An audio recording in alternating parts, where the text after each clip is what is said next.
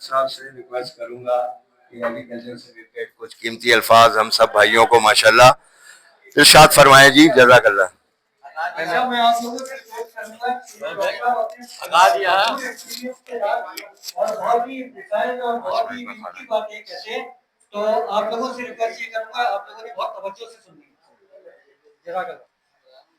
अंदाज़े बयां गर्चे मेरा शौक नहीं है, शायद के तेरे दिल पे उतर जाए मेरी बात।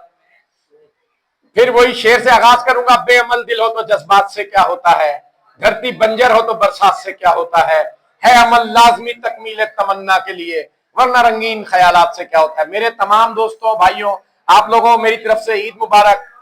और सबसे ज्यादा जो खुशी अमेज बात की है कि माशाल्लाह तमाम ग्रुप, क्लब, सोसाइटी को एपीपीए की मोहब्बतों ने और फलूस ने एक जगह इकट्ठा किया और इस ईद की मिलन पार्टी में सब अपनी मुसरतें लेके यहाँ पहुंचे। और मैं ये भी चाहूंगा जो लोग नहीं पहुंच सके उन लोगों को भी जो है ना हमारी तरफ से और तमाम ग्रुप की तरफ से और तमाम दोस्तों की तरफ से ईद मुबारक। वक्त कम, तमाम लोगों ने बहुत अच्छी बातें की। मैं हर दिल अजीज तमाम दोस्तों की बातों को गौर और फिक्र से सुनता रहा और देखता रहा था उनमें किन किन चीजों की डिस्कशन हो रही है और कौन सा इनका पॉइंट ऐसा है जो बात करने से रह गया। लेकिन बातें तो बहुत लंबी है और वक्त बहुत कम है। मुख्तसर ये कहूंगा कि इस वक्त का जो निचोड़ है तमाम एग्रीकल्चर की बात सुन के, वो ये है कि अपग्रेडिंग और उस बर्ड पे काम जिस पर कोई काम नहीं कर रहा हो, और वो बर्ड जिसको लोग छोड़ के जा रहे हो और वो नापैद हो। ऐसा नहीं है कि वो छोड़ के जा रहे हैं और वो भरा हुआ है पूरी मार्केट में तो आपने दौड़ लगा दी। वो बर्ड जिसको लोग छोड़ के जा रहे हो और उसकी कदर ना कर रहे हो और वो दुनिया में नापैद हो, आप उस पर काम करें। और वो अपग्रेडिंग चाहे वो लवबर्ड में हो, चाहे बजरीगर में हो, चाहे जावा में हो, चाहे और दूसरी म्यूटेशनों के अंदर हो, जहां म्यूटेशन वाइज उसके साथ साथ उसके फीचर और उसके इंटरनेशनल स्टैंडर्ड वाइज अगर आप आज काम कर लेंगे तो मुस्तकबिल आपके हाथ में होगा। और अगर आप इसी रोने में और इसी मातम का शिकार होते रहे और उस जहालत के अंदर डूब गए और आपने अपने बर्ड को बेहतर से बेहतरीन ना बनाया, अपने आउटकास्ट डाल के अपने अगले 2-3 साल के लिए अपनी नई जनरेशन को अपग्रेड नहीं किया, तो देखें वक्त भूल जाता है। आप कितने बड़े तुर्रम खान हो, सब खत्म हो जाएगा। मुझे बहुत अच्छी बात याद आई मेरे पार्टनर सलमान हुसैन की, जो सदर पाकिस्तान के बेटे थे। मेरे पास मैकपाई जर्द वो 12 कबूतर थे, 20,000 रुपए, 40,000 रुपए, 60,000 रुपए जोड़े पे आ गया। हम तुर्रम खान बन के घूमते रहे। उन्होंने कहा आपसे अच्छा कोई और ले आएगा और आप इस तुर्रम खानी में रह जाओगे।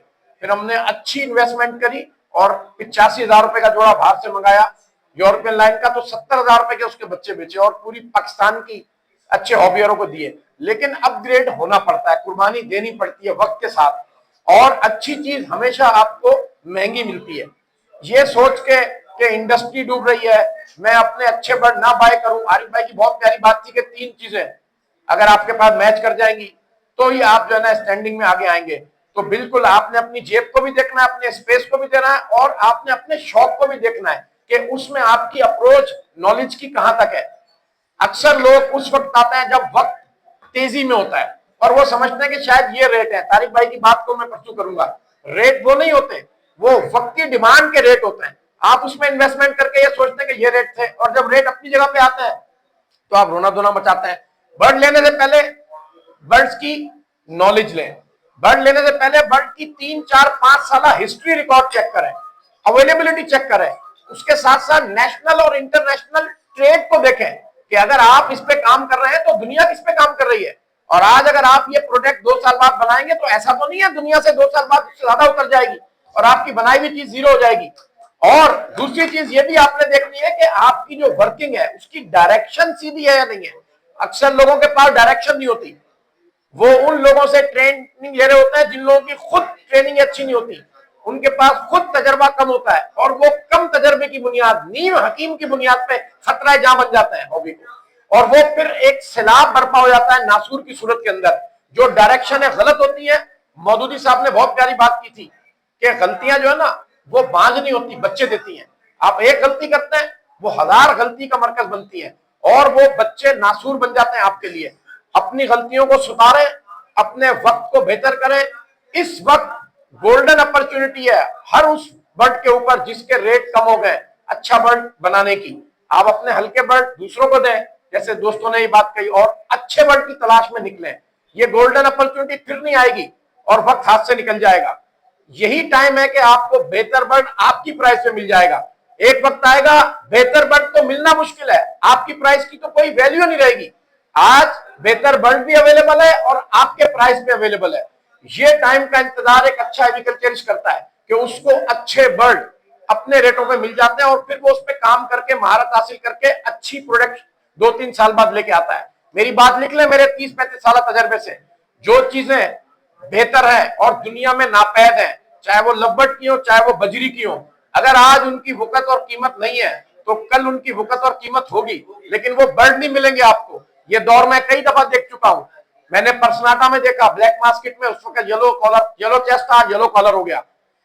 पर्सनाटा की सारी म्यूटेशन दुनिया में बहुत कम है, पाकिस्तान के अंदर कोई पूछने वाला नहीं है। एक वक्त आएगा कि ये सब लोग चूम चूम के थैंक यू करके लेके जाएंगे। यही सूरत हाल और बहुत सारी चीजों में होगी जिसको आप अपग्रेड कर सकते हैं इस वक्त।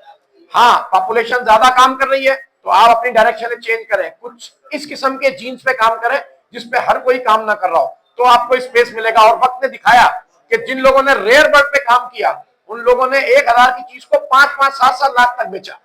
सिर्फ डिमांड एंड सप्लाई का गेम था और कोई घोल के आजकल के दौर में किसी को नहीं पिला सकता। कोई बेवकूफ इस वक्त ऐसा पैदा नहीं होता जो बेवकूफ बन जाए। वक्त की डिमांड थी, बस वक्त बिकता है, याद रखें। जिसने पहले हासिल कर लिया जीत उसकी है, और जो हसूल में रह गया और ये सोचता रह गया कि नेक्स्ट कल, वो कल कभी नहीं आती, वो पीछे रह जाता है। आज जो काम करेगा, आज जो अपनी